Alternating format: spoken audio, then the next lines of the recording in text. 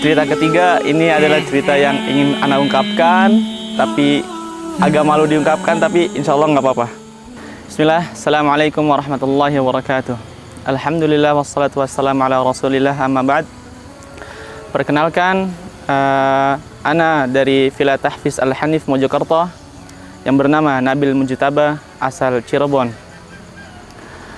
Yang membuat motivasi Ana untuk mengikuti program intensif 300 hari ini sebenarnya banyak hal.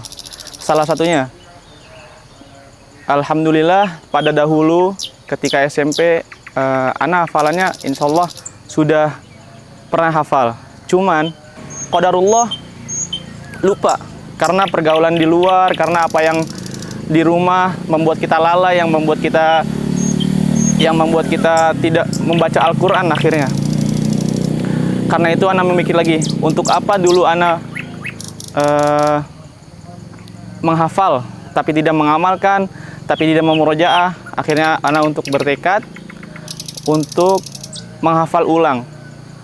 Karena sebenarnya dalam hakikatnya menghafal itu mudah. Yang susah itu adalah menjaganya.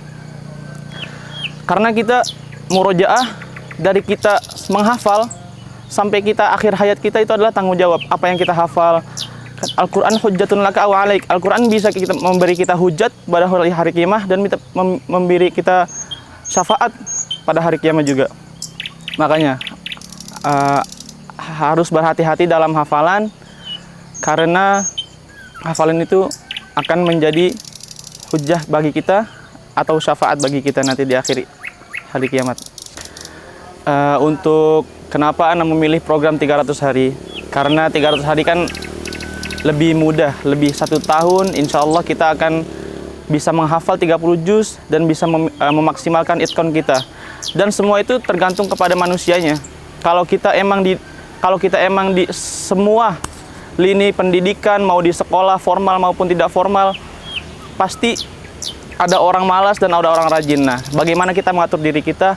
Dan alhamdulillah di sini Ana awalnya kira ada jadwal halaqoh, ada jadwal segala macam semua diatur. Ternyata di sini nggak ada jadwal. Jadi bagaimana kita di sini mengatur diri kita? Kalau kita emang mau tidur terus ya bisa semuanya, tapi hafalan kita percuma juga. Buat apa kita ke sini?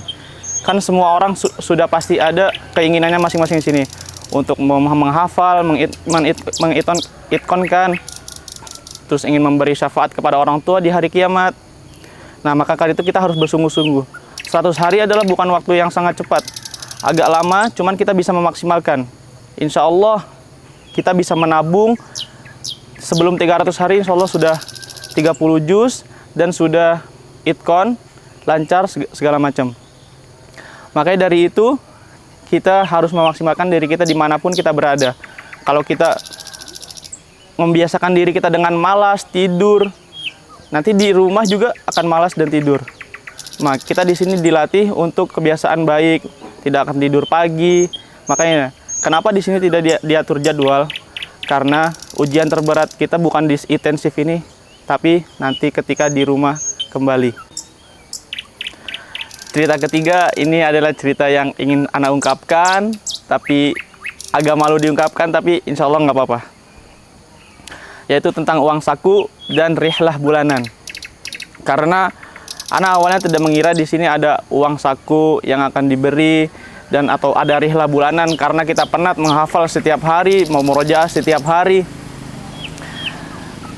Karena di sini insya Allah uang yang diberikan cukup insya Allah untuk berhari-hari, berbulan-bulan mungkin kita kalau kita hemat. Kalau orang yang boros dia juga akan bisa habis.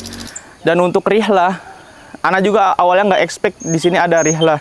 Jadi alhamdulillah ada program rihlah yang diadakan. Karena setelah kita menghafal, setelah kita memurojaah berbulan-bulan, minimal sehari 5 juz, ada yang 5 sampai 6 juz, 7 juz sampai 10 juz. Dibayangkan sampai sebulan otak hampir mendidih. Makanya kita diadakan rihlah setiap bulan.